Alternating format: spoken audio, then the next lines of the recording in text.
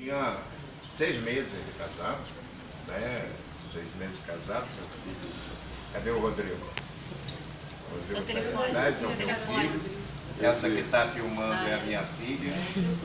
Aquela dali é a namorada do meu filho. Nora. É a Nora, né? Que nome, né? Então, assim, né, eu assim que casei, foi assim, uma série de perdas, né, que foram acontecendo naquele momento. A gente estava no IBRAPS ainda, né, foi no IBRAPS, né, a gente estava no IBRAPS e aí eu saí da Fundação Evaldo Cruz, a ditadura, né, daquela época da Fundação Evaldo Cruz, me colocou para fora da instituição, me mandou embora. E assim, eu digo que eu tive muito. Outro dia eu estava conversando com a Lúcia Souto, né, a respeito disso. Eu falei, poxa vida, se eu soubesse que o Arouca iria entrar um ano depois, eu teria me segurado, né? Eu não teria brigado tanto com a questão da ditadura dentro da Fiocruz para poder avançar profissionalmente, ter posições políticas dentro da instituição. Né? Porque um ano depois, ou 2 anos depois, o Arouca se tornou presidente da Fiocruz. Né? E ela falou, por que você não procurou? Não, mas aí é uma outra história. Né? Bom, aí assim, o que acontece? Eu estava fazendo o IBRAPS, e aí eu saí do IBRAPS, tinha acabado de casar e eu tive um problema de saúde chamado tromboangite obliterante, que é causado devido ao cigarro, né? Quer dizer, o cigarro é causador dessa doença, é uma alergia que o organismo adquire, né, sobre o cigarro, sobre a nicotina. E aí eu não tive condições de fazer o tratamento, porque na época não tinha também, né? E aí eu tive que fazer uma amputação. Ao fazer a amputação, quer dizer, eu fiquei mais ou menos aí uns 6 meses, né, para poder, eu não sei se me adaptar ou me transformar, né, eu sempre coloco isso. Duas coisas, né? E aí então, eu recém-casado, o Rodrigo já tinha nasceu naquele momento difícil, né? E aí eu, de muleta, né, eu estava de muleta e tudo, aí falei assim, olha, vamos trabalhar.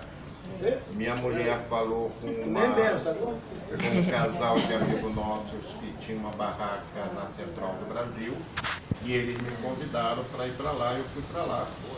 Descia de muleta, ia de muleta, trabalhava, vendia sandália havaiana, né, dividia o lucro com uma pessoa que fornecia sandália para mim. E dali eu fui para Uruguaiana, que aí eu consegui uma licença, né, pelo município.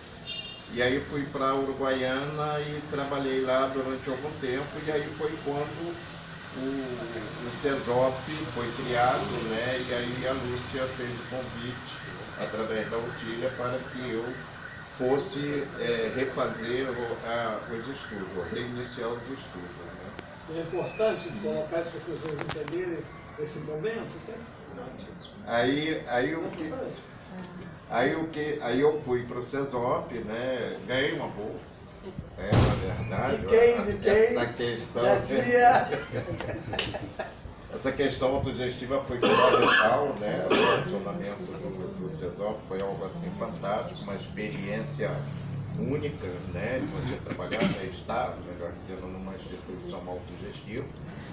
Né? E ali a gente chegou a fazer a formação, né? A formação psicanalítica e análise institucional. Né? E aí, por isso que eu falei, devo muito, né? Não só a pessoa da Lúcia, mas a instituição, pelo saber que me proporcionou, né? E que eu trabalho até hoje com esses 2 elementos, né? A análise institucional e a psicanálise. Né? Inclusive na educação, né?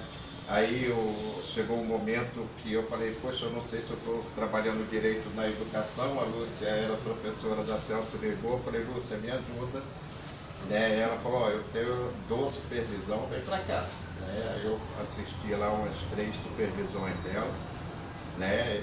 E depois aí houve essa questão, né? E não deu para continuar. Bom, mas então assim, fiz a formação no CESOP ainda camelô, né? Depois eu saí, fui trabalhar numa empresa, porque assim, mesmo amputado, sem a prótese, eu procurei trabalho e não conseguia, porque havia um preconceito muito forte no mercado em relação ao portador de deficiência. Então a gente não conseguia. Então, né, eu falei assim, olha, vamos lá, né, a minha mulher, Mãe? Miriam lá, Cadê a mamãe? Fica lá. Vai pra lá. Vem, Rodrigo. Esse aqui é o Rodrigo também. ele é minha fortaleza.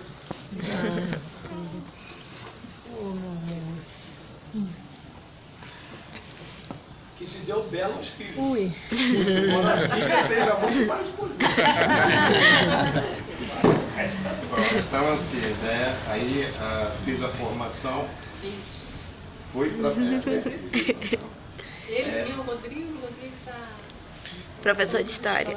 Mas não dou aula, mas... historiador. Vai ser uma confusão danada. Historiador.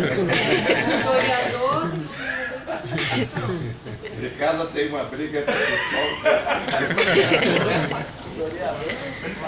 Então assim, né, aí a gente, terminei a formação do CESOP, depois fui trabalhar numa empresa que não tinha nada a ver com a psicologia, depois a gente montou uma sorveteria, uma pequena fábrica de sorvete, não deu certo, trabalhar com coisa sazonal é muito difícil.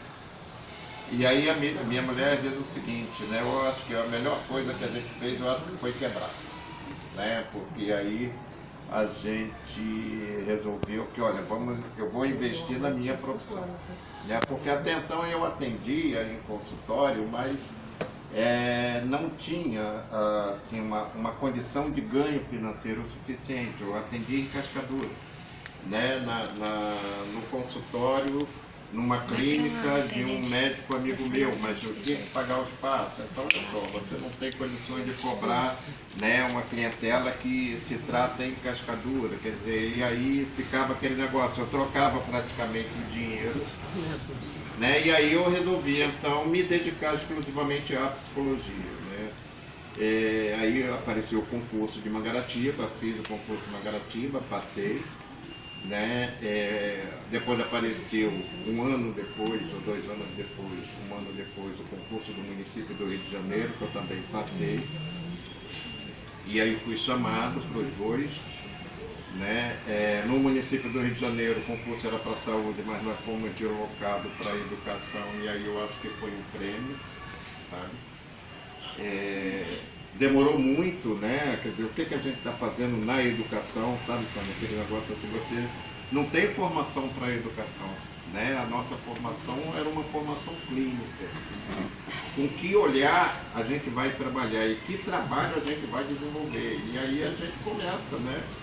Falar assim, gente, peraí, eu fiz análise institucional, pois é isso. Né? E aí... o trabalho, né?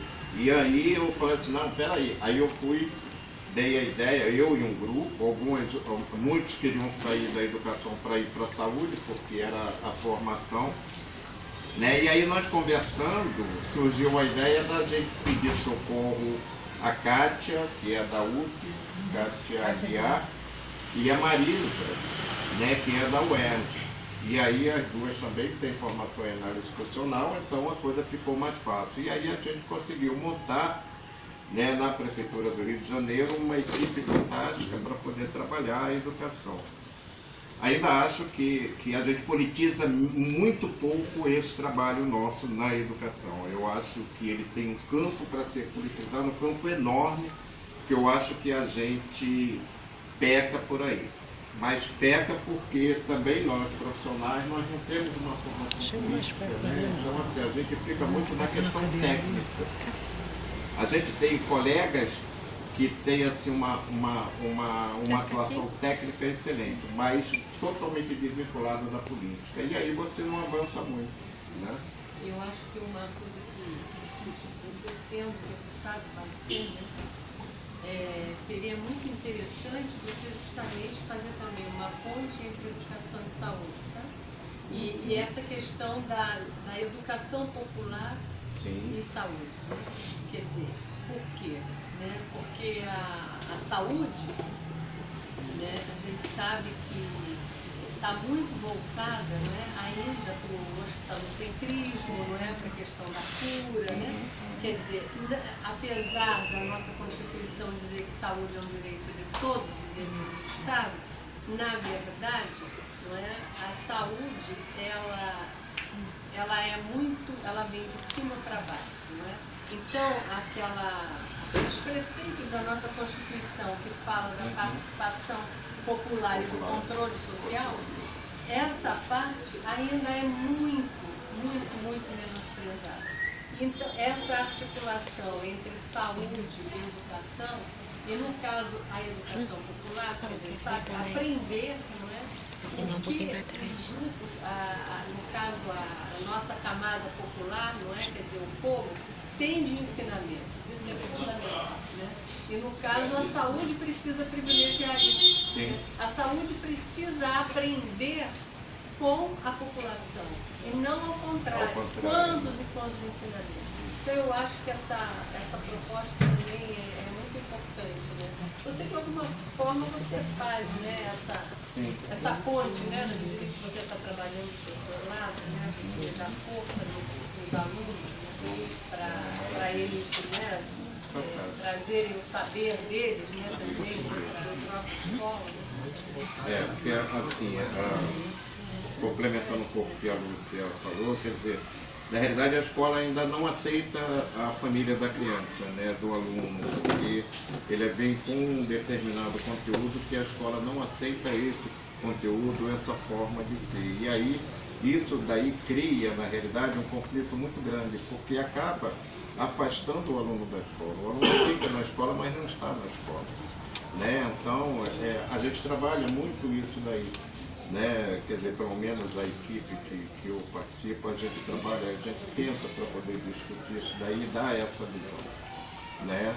E na saúde, aí passando agora para a questão da saúde, a gente é evidente que a gente faz uma defesa, e é uma defesa intransigente mesmo da reforma psiquiátrica, entendeu? Está em curso aí a destruição da reforma psiquiátrica, o governo está jogando pesado, está destinando muito dinheiro para as comunidades terapêuticas, né, e para o tratamento de álcool e outras drogas, e eu acho que a gente tem... eu acho que as comunidades terapêuticas, para quem não conhece, são instituições ligadas às igrejas, né, que fazem, que internam, né, os pacientes que se utilizam de drogas e que pelo menos durante 6 meses eles ficam internados fora das suas comunidades e trabalhando e orando, né? Essa é a realidade, trabalho e ora, né? Ou seja, na realidade é uma internação religiosa que eles fazem, né? E acaba que 6 meses depois dessas pessoas saem das comunidades terapêuticas, as comunidades terapêuticas estão ganhando muito dinheiro com isso, e eles acabam retornando à droga de uma forma mais pesada, né? Quer dizer, a redução de danos não é utilizada nessas comunidades, a redução de danos é utilizada nos CAPS-AD, né? Que é a metodologia mais adequada para se tratar o drogadicto, né? E que, né, os consultórios de rua também são outras equipes que são formadas para fazer esse tratamento, só que os municípios não estão investindo nisso. Não estão investindo nisso porque justamente querem a transferência do capital público para a iniciativa privada. E fundamentalmente para as igrejas, né, já que as comunidades terapêuticas são vinculadas às igrejas, né, são as instituições que estão vinculadas. As igrejas estão recebendo muito dinheiro. O Ministério da Saúde inclusive, já emitiu um parecer, né, e já deliberou, né, que irá transferir capital para essas instituições, né? Então, assim, eu acho que a reforma psiquiátrica, a Associação Brasileira de Psiquiatria é uma instituição de direita que também está colocando muito dinheiro para poder quebrar a reforma psiquiátrica, para poder voltar o modelo hospitalocêntrico, né, para poder voltar os manicômios. Essa é a realidade. Né? E querem, porque assim, com a questão, com o advento dos CAPs, né, com o advento da reforma psiquiátrica, o que aconteceu? O médico perdeu o lugar central. Né? Hoje quem está, né, no centro, né, desses equipamentos, ou são psicólogos ou são assistentes sociais. O médico, ele perdeu aquele lugar de mando que ele tinha. Então, assim, a Associação Psiquiátrica está brigando muito, não só a Associação Brasileira de Psiquiatria, mas também outras instituições ligadas ao poder médico estão brigando muito para que o modelo hospitalocêntrico retorne, né, para o tratamento na saúde mental. Né? E a gente também aposta, a questão da saúde mental está vinculado, né, à atenção básica, né? E a gente aposta nesse modelo. Né? A gente aposta no que acha que é de fato a condição para que a saúde seja colocada de uma forma mais adequada, né, ao demandante. Tá? O Marinaldo, Eu peguei alguma coisa. está falando aí, está passando um filme, Peguei. né? Uma retrospectiva com relação à concepção de comunidades terapêuticas. Houve uma distorção a partir do momento que eles nem dividiram, eles entregaram, outorgaram toda uma concepção dentro da reforma, que naquela época não era reforma, não se falava em redução de danos, né? Falava-se em ressocialização, falava-se em comunidades terapêuticas dentro dos hospitais psiquiátricos. E nessa época, os médicos, vamos dizer assim, de jaleco, eu tenho bronca mesmo, né? Eu já falei, é a segunda vez que eu falo em jaleco. Os médicos de jaleco, eles foram desalojados. Nós vivemos isso, todo um grupo, tá? Naquela época, inclusive, da contracultura, década de 70, dentro da ditadura. Então, a gente tomou de assalto as instituições psiquiátricas. Eu fui do centro psiquiátrico de Segunda. O que a gente via era que os médicos, naquela época, eles ainda, né, traziam, chamavam, o paciente vinha com a enfermeira e aí ele fazia anamnese, fazia consulta, alterava a medicação e ele voltava lá para o chamado pavilhão, né? A partir do momento em que houve toda uma mudança, aí teve Basália e todo esse pessoal da antipsiquiatria, foi o que se teve de muito bom naquela época, e a gente não pode desprezar as fontes, nós bebemos nessa fonte, né? E aí eles foram desalojados desse poder, muitos saíram dos seus cargos lá, quase que vitalícios dentro desses hospitais, Pinel inclusive, e nós entramos nas enfermarias e fizemos um trabalho muito forte, muito autogestivo, e esse trabalho a gente viveu na educação também, que eram grupos com os funcionários, grupos de família, grupos com os pacientes, onde eles se anunciavam. Então acabou aquela prática medicamentosa.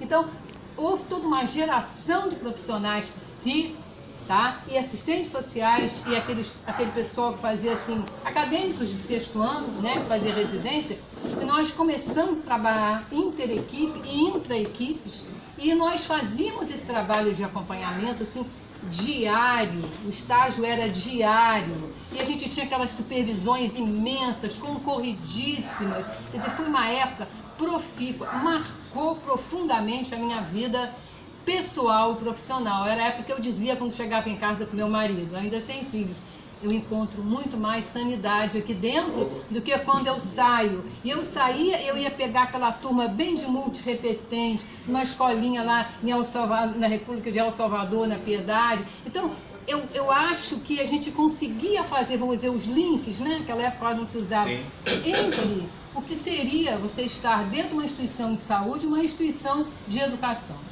Eu acho que a minha geração, a nossa geração da Lúcia, de profissionais psi, ela realmente recebeu e pôde fornecer uma gama enorme de conhecimentos, pôde dividir isso, pôde fazer escola, né? O CESOP foi uma dissidência do Dracos, pelo que eu me lembro. Sim, sim. E aí é que entra nesse momento, quer dizer, o germe, eu não estou falando por mim, tá? Eu estou falando por uma geração de profissionais psi, que ali naquelas experiências das comunidades terapêuticas que não eram delegadas para essa coisa religiosa, era laica mesmo, né? Então, você ali, para mim, foi um marco. Foi quando eu comecei a despertar o que seria o trabalho institucional, né? Porque na sala de aula você é aquela coisa, liberdade de cátedra, né? Você fala quase que de um púlpito, vamos dizer assim, para o aluno. Então, se você não tem essa relação mais horizontal, transversal com o alunado, você vai ser um dador de aulas, né? Vai transmitir conhecimento. Então, isso, na instituição psiquiátrica, era importante resgatar as histórias de vida, toda aquela experiência de dor, de sofrimento, de perda, de famílias destruídas, e você ali tinha contato. A comunidade terapêutica não era só a comunidade, eram inúmeras comunidades que vinham das periferias, das pessoas muito pobres, inclusive da zona, do mangue, do chamado Baixo Meretrício, e tinham pessoas ali que nos ensinaram muito naqueles grupos operativos, que era o que nós fazíamos na época. Então, ali nós começamos a coletivizar as nossas práticas. E aí você já não tinha mais a figura do coordenador.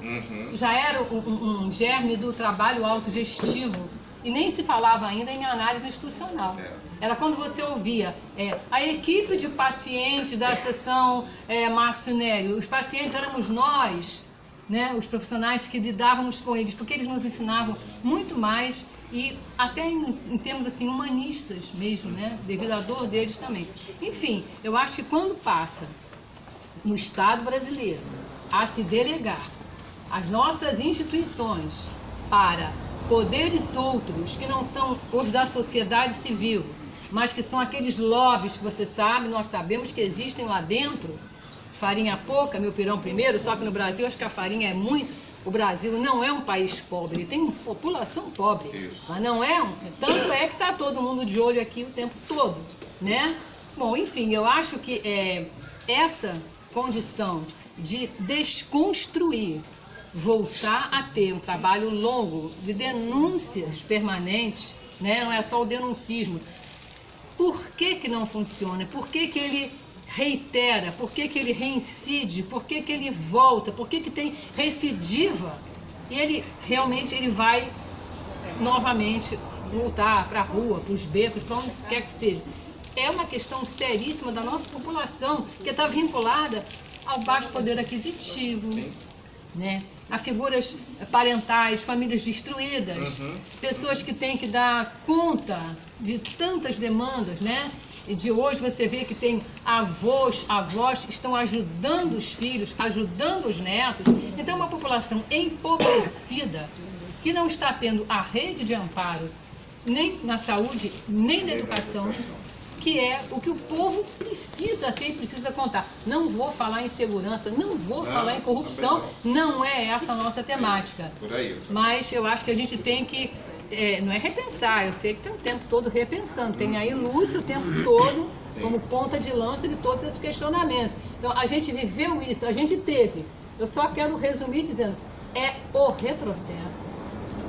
É outra concepção e muito piorada, porque os sujeitos sociais, os atores sociais, não são aqueles que de direito deveriam estar, né, gerando, o que eu quero, está entendendo o que eu estou falando, sim, né? Sim. Dividindo todo esse, que é interpretado como butim, mas não é patrimônio da gente, da nossa população. Enfim... Eu queria falar boa noite a todos. Pode deve. Vai falar. Mas você vai filmar também? Claro. Eu queria falar boa noite a todos, Marinaldo, e dizer que meu nome é Ferdinando, né, advogado do Sindicato dos Psicólogos. É um prazer estar aqui nesse momento discutindo política, né? E me parece que é o único meio de mudar alguma coisa é esse. E tem um grupo de amigos e pessoas que estão comprometidas com esse projeto que se apresenta, né? Logo após aqui a Marinaldo expor um pouco a história de vida dele e cada um também relatar, e a gente está um pouquinho mais quietinho só ouvindo, a gente acaba já fazendo aqui algumas, não sei se conclusões, mas dá para dizer que a pessoa do Marinaldo, pela própria história de vida dele, que foi aqui narrada lá do momento talvez mais difícil, não sei se hoje é o melhor momento dele, né? Mas já teve um momento muito difícil. De qualquer forma, me parece que o gabarito, ou pelo menos dá condições, do ponto de vista do conhecimento que ele tem como experiência de vida e como profissional da área da saúde e também da projeção da educação, né? que ele atua. E daí já se falou aqui a questão, e é isso que eu queria dar um enfoque, da saúde, mas vinculado à educação, né? Que daí me parece que a solução ela perpassa por esse contexto, vinculado à educação. Então, assim, a gente adotar medidas para sanar o problema e adotar medidas para evitar, me parece que a educação seria aí um pilar a ser muito bem trabalhado. Me parece que tem pessoas comprometidas com essa questão, né? O Marinaldo é uma pessoa que está vindo aí pela primeira vez candidato e poderia se dizer que é um novo chegando, né? E daí, assim, a gente acredita no projeto, apoia o projeto e a gente deseja sucesso e que consiga, no exercício do mandato, né, que se inicia em breve, que ele consiga minimamente construir ou dar seguimento naquelas questões que efetivamente vão mudar. E ele, como psicólogo, como psicanalista, me parece que ele tem um pouco disso mais apurado, né? Mudar as pessoas, né, Marinaldo? Se você não conseguir mudar o projeto de governo, o sistema, que mude as pessoas através do seu ofício. Depois a gente vai falando mais alguma coisa. Mas essas são micropolíticas, não é? São micropolíticas. Ele vai entrar num lugar que ele vai ter que lidar com a macropolítica, mas esse dia a dia, esse miudinho, esse feijão com arroz, esse boca a boca, isso aí é um trabalho que tem muito fruto sempre.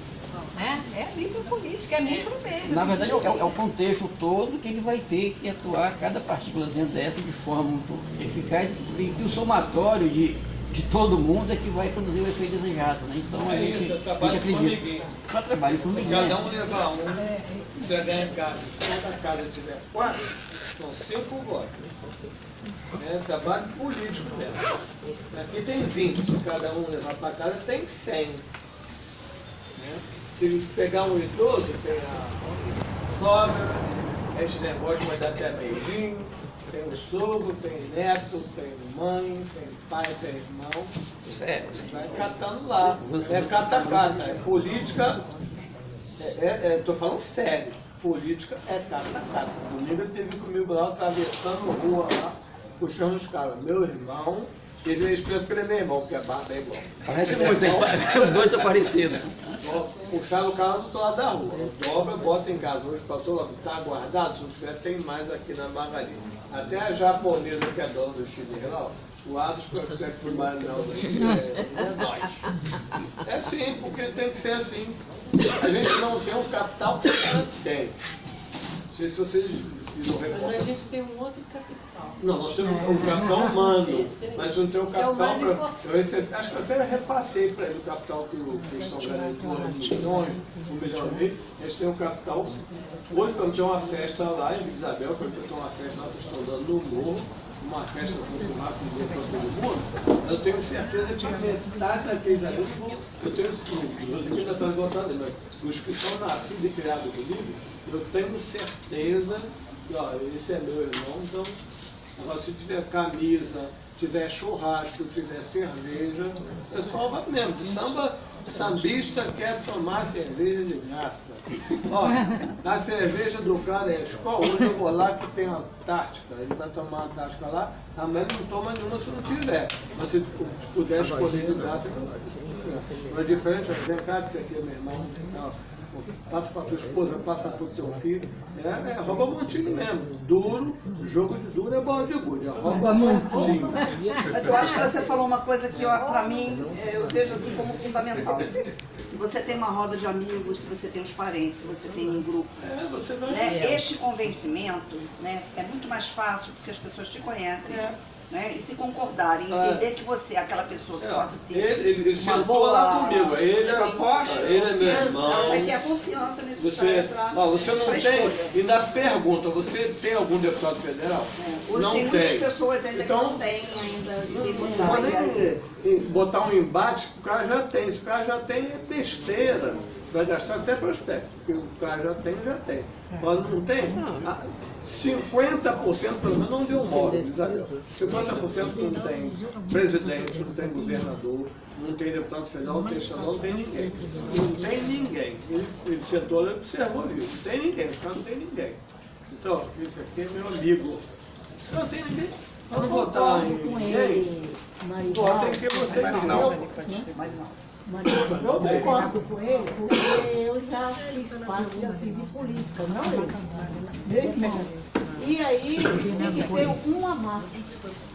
E boca a boca, presença, não sei como é que está tendo sua divulgação, como é que você está participando, porque a televisão é 1 minuto, você fala 1 minuto, as pessoas não estão nem aí para gravar, não quer mais nem escutar.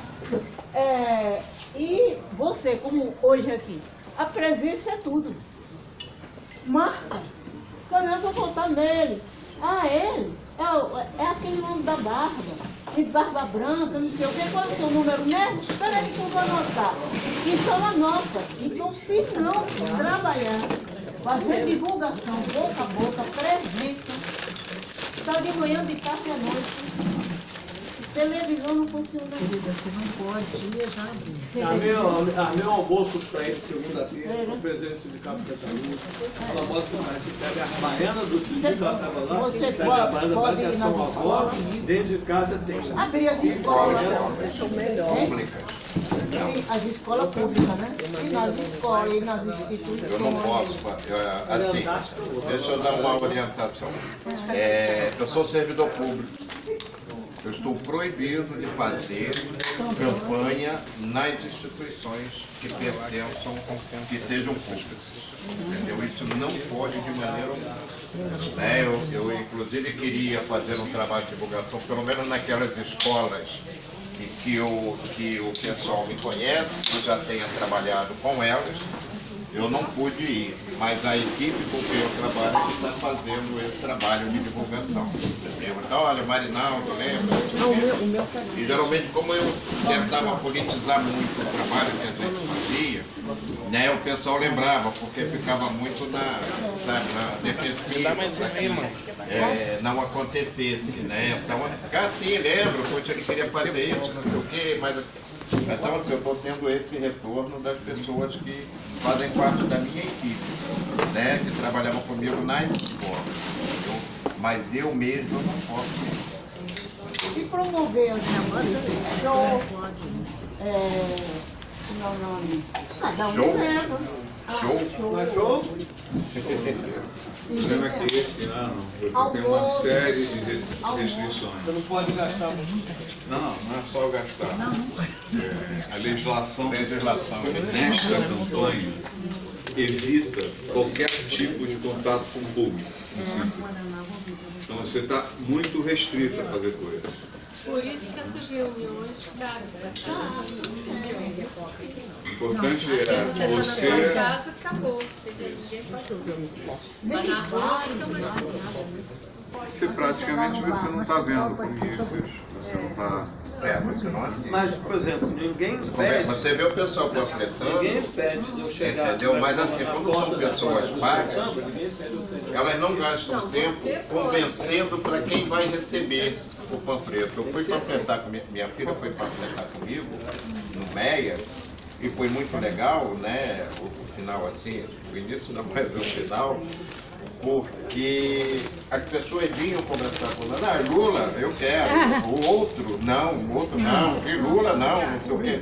Mas a gente parava para conversar, para mostrar, para tentar convencer, entender o que a mídia coloca, havia alguns equipes, porque a gente não só entrega o panfleto, o trabalho não é só isso. Então, sabe? dificuldade grande. Porque para entregar só o panfleto, se paga alguém para fazer, ou pede um favor, a pessoa vai ficar ali distribuindo e pronto. Mas a palavra, o mostrar, olha, dá uma lidinha, eu sei que você está avesso à política, olha só, mas a gente está tentando modificar alguma coisa, dê uma lidinha. Se você entender que de repente possa confiar, a gente agradece, né? Acabou. Domingo ele viu lá, a gente sentou domingo lá, eu tenho 70 anos, não preciso votar nada, mas teu neto está com 14 e 15. Você não quer votar? Que está na tua casa no horário não, mas o teu neto está no ensino fundamental, está no fundamental. Tu não quer votar não, daqui a pouco tu morre, tua casa acaba aí, tu vai ficar onde? A qualidade de vida que estava aqui, vai descer, pelo menos tem que ficar onde está. Passamos o dia inteiro batendo isso. E não era uma mesa só de pessoas com pouca qualidade, mesa de engenheiro, de economista, os caras... Tinha até psicólogo. Né? Dia 2. Passamos... Estava lendo no Jornal Nós do Brasil. passamos 12 horas. 12 horas. Foi de 11 da manhã a quase 10 horas da noite. Né? As pessoas, porque não vai pela televisão, escuta o que o cara está falando. Porque esse negócio, santo de casa não faz milagre, eu sou de lá, então o cara deixa o cara falando. Aí ali, miseravelmente, tinha uns 40 votos, não é muita coisa. Mas se é uma 40 aqui, 30 ali, 20 ali. Tem uma questão hoje que eu estou curiosa e queria colocar aqui, talvez o Sebastião possa até esclarecer alguma coisa. Por exemplo, lá no hospital do trabalho, né? A gente está sendo proibido de que o nosso cargo entre com uma propaganda. Eu nunca vi. Sim, da Miriam também. Está assim agora? Mas também não pode entrar propaganda dos caras deles. Quer dizer, o Crivella não. Você também não pode entrar por nenhum. Propaganda então não pode não. É porque assim, em equipamento público, da instituição pública, não pode ter nenhum tipo de... não, é para essa eleição. Nunca foi assim. Essa eleição que está tudo proibido. Entendeu? Até carro de som, você só pode ter carro de som se o candidato estiver presente. Se não estiver presente, não pode ter carro de som. Mas o que a gente tem de colocar vai ter Isso aí chama-se o efeito do cinismo da Lava Jato. Você sabe qual é o efeito do cinismo da Lava Jato? É esse. É essa moral espúria, cínica, entendeu? Fala assim. É uma vergonha. Não, só uma coisa que eu li hoje de manhã no Jornal do Brasil. O candidato em questão é aquele socialite Júlio Lopes. Pode falar? Já falei. Ai, não gosto. Aí perguntaram para a mocinha, uma pesquisa, né? Alguém estava perguntando, cara, o que vocês precisam para estar aqui panfletando? Ah, nada, só estar bem bonita, arrumada, bem vestida e tudo bem. Não é esse tipo de... Não, não é, pois é. Sim, mas esse é o sujeito que faz exatamente a propaganda que diz que fez muito pela saúde. No entanto, ele vota na PEC que eliminou a saúde, a educação e tudo. E que diz que está muito preocupado com o emprego. Votou na reforma Trabalhista. Bom, então assim, retomando aqui um pouco, né, até porque o artista aí já chegou, o Edinho do Samba. O Edinho do Samba é uma pessoa assim fantástica, né? Ele fez o jingle da campanha, muito bonito, né? Chega aí, Edinho. Já me deram uma latinha na minha mão. Conta a sua trajetória. O Edinho, ele Boa noite a todos. Ele é um irmão, né? E aí, tudo bem? A Lúcia, a dona da casa, cadê o o Edinho do Samba me presenteou com o jingle da campanha, né? Muito bonito. Vocês vão ter o prazer de escutar esse gogó e se deliciar com o talento do Edinho, né? Esse talento é como poucos, né? Quer dizer, ele ainda não chegou, né, aonde deveria estar, mas ele vai chegar. Ele vai cantar para nossas mães. Sou de Caxias, mas eu cresci muito bem. Mas conta a sua trajetória, Edinho. O Edinho, deixa eu só contar aqui uma história rápida. O Edinho, ele foi fazer o nosso show, ele fez, né, como sempre, muito solícito, né? Ele foi fazer o nosso show da posse da nossa direção, né, da diretoria do sindicato. E acontece que quem se emocionou, né, quem emocionou foi o Edinho. Emocionou a tudo, né, contando a história, olha só, gente, contando a história do filho dele. Ah, isso aí eu falo. O Arthur. Olha, fantástico. A música pra mim foi assim, um presente de família, presente de Deus. Então, suba no palácio. A música foi um presente de Deus. Eu nasci numa família de músicos, meu pai toca violão muito bem. E sempre assim, do lado dele, pentelhando ele no violão, deixava ele tocar, pegar o violão dele, aprendendo com ele. Minha mãe canta, meu irmão também é músico, meus tios tudo músico também, né? E eu aprendi a tocar o violão. Aí, 14 anos, já fui escola na Rádio MEC, na TVE. Já fui lá no Teatro do Sina, comecei minha carreira no Teatro do Sina, ganhando o festival. Aí foi 17 anos e tal, fui estudar música na Vila Lobos e tal. E começaram a pintar os shows de barzinho, né? Eu acabei de fazer agora o Espírito Carioca, fui no show agora no Espírito. Vários barzinhos tocando e até que pintou a carreira internacional. O primeiro voo internacional é Angola. Fui parar em Angola, tocar para o José Eduardo Santos, fazer o show da filha dele, né? Casamento da filha dele. Fiz show para a Casa 70, que é uma casa muito respeitada em Luanda. E me apaixonei por Angola, assim, foi uma coisa de louco. Você tem uma filha que o nome é Luanda. É. O Djavan tem uma produtora lá também, chamada Luanda. A filha mais velha é Luanda, A filha dele mora lá também, em Luanda. Todas aquelas confusões, né? Aí eu fui pra lá, primeira viagem, depois Angola de novo. Aí Itália, comecei a viajar o mundo, fazer show. Itália, fiquei 5 anos, aí apaixonei por italiano. Aí onde eu fiquei 5 anos. Pra você ver como é que é, né? Aí tem filho na Angola, tem filho na Itália, tem filho na Luanda. Aí olha só a história. Aí voltei pro Brasil.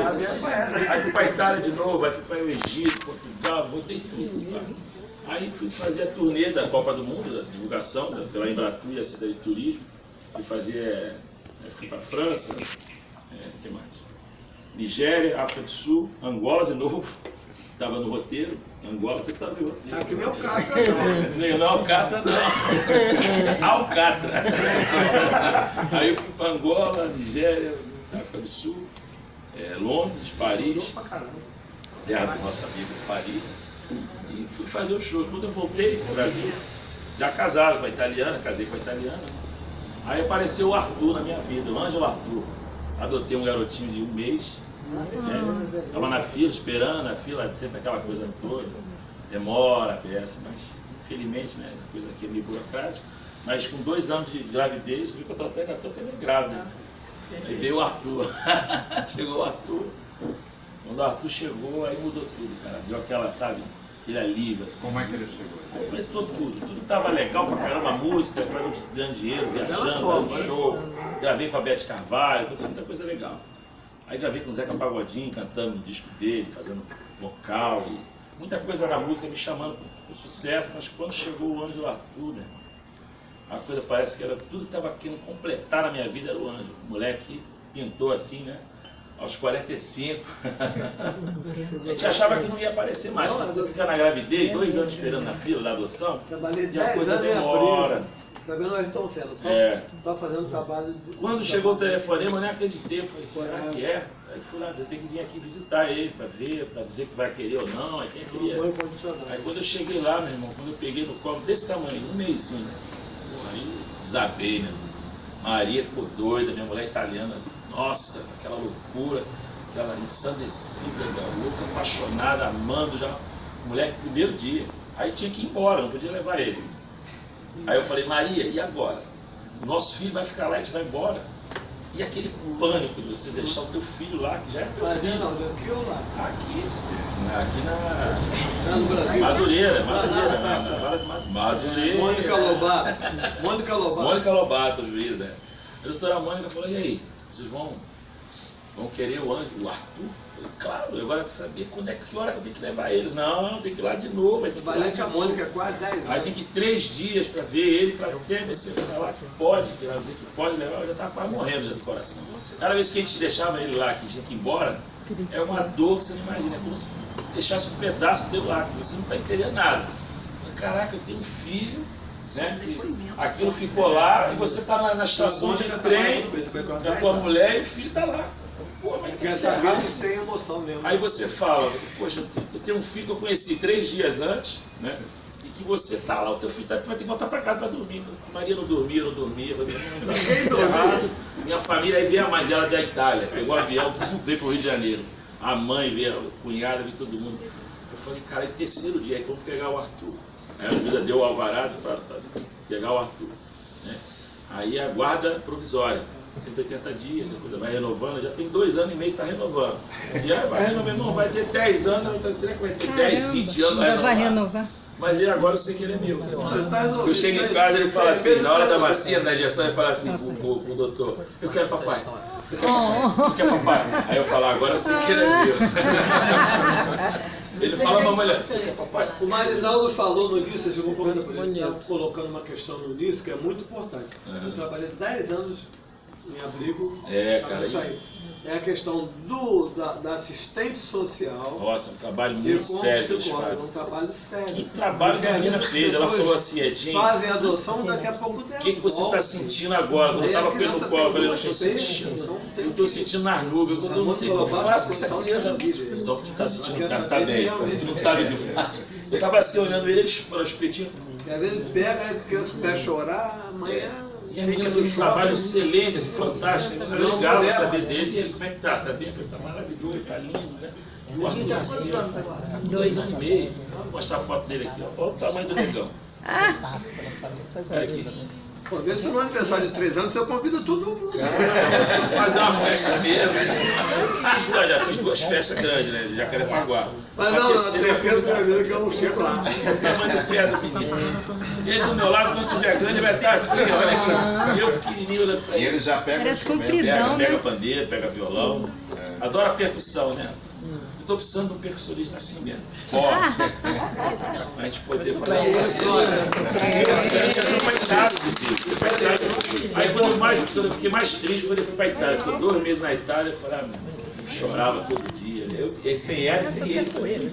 É uma problema. Aí assim, aí um depoimento que eu quero dar aqui, em relação ao Edinho, ele é apaixonado pela Maria, né? E aí ele fez uma música para Maria. Eu fiz a música. Então canta a música. Vai tocar. Ele vai cantar. E a Beth Carvalho gravou 2 vezes. Gravou 2 vezes essa música. Foi tão legal que ela gravou 2 vezes. É sorte, né? Gravar uma vez com a Beth. Você tá chorando ou sem chorar? Não, eu já acostumei, agora choro mais. A emoção. Ó, vamos ligar esse violão. Vamos pegar lá. né? Vai pegando aí, eu vou terminando. Gostou do meu garotão? Olha lá. Aqui tá meio despojado. Criança que é despojada. Ele tá aqui. Eu conheci o Edinho, já vai fazer o quê?